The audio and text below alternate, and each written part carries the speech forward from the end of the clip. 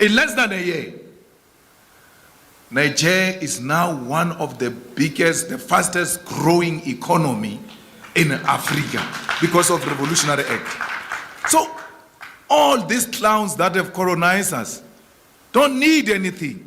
They need a political will. So guys, Niger has become one of the fastest growing economy on the continent, number one to be exact, and they are rising at an astronomical figure because of the uranium price up, and the whole economy outlook have said this. And also Burkina Faso is also right behind Niger with the explosion of the economic growth because of the sale of uranium, because they are now charging the full price for uranium that everyone else is paying. Before they was getting 80 cents per kilo, now they're getting 200 euro per kilo. And listen to what Julius Malema is saying in this speech about the Niger and the cool countries and what they're doing and the benefit of having these these countries being revolutionized and causing the major growth they're having. Let's take a listen to what Julius Malema is saying about such issues.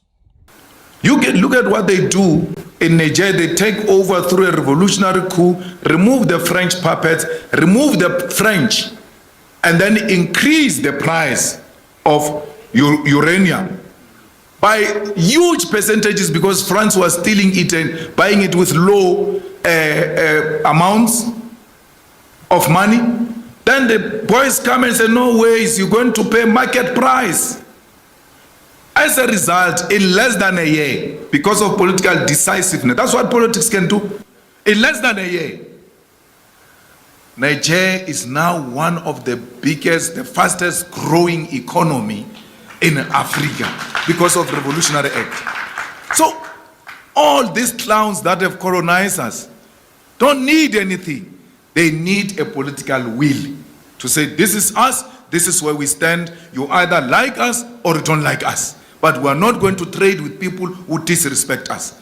You're going to respect us and you're going to trade with us in this way. So that's you, the youth, who must radicalize the politics of the ruling party and the opposition and say anything that is not African, we're not going to associate with it, including the coups that are happening in the continent where a French puppet is replaced by another French puppet. We must not support such nonsense.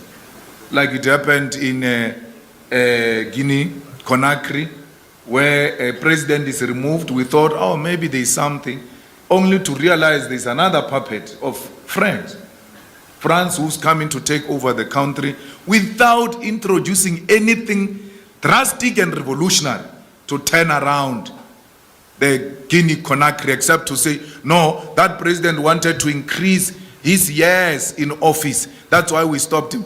What is revolutionary about that? Because this term of offices, of saying you serve 2 terms, 3 terms, they are also not ours. They were imposed on us. So it must not look like when you say a person can't serve more than 2 terms, you think you are revolutionary. No. The people themselves will make their own setup of how they want to be ruled. That's fine. If they want 2 terms, it's okay. But don't speak like it's a God-given fact that we must serve only 2 terms because America said so or Britain said so. No. You remove a president in Guinea-Conakry, replace it with a French puppet. You have a war going on. So many. I said to you, 1,500 Ukraine, Russia, 9,000 in Palestine. I think it's more than that in DRC. In DRC, no one is saying anything because the barbarics, the monkeys are killing each other. We don't care. Let them finish each other there. It can't be that if there is a different race being killed, there is noise. But when there are Africans being killed, it doesn't matter African on African or state on state, tribe on tribe. As long as there is death, people being killed, there can't be any amount of justification. No one has ever said anything about that death which is happening in DRC, where thousands are being killed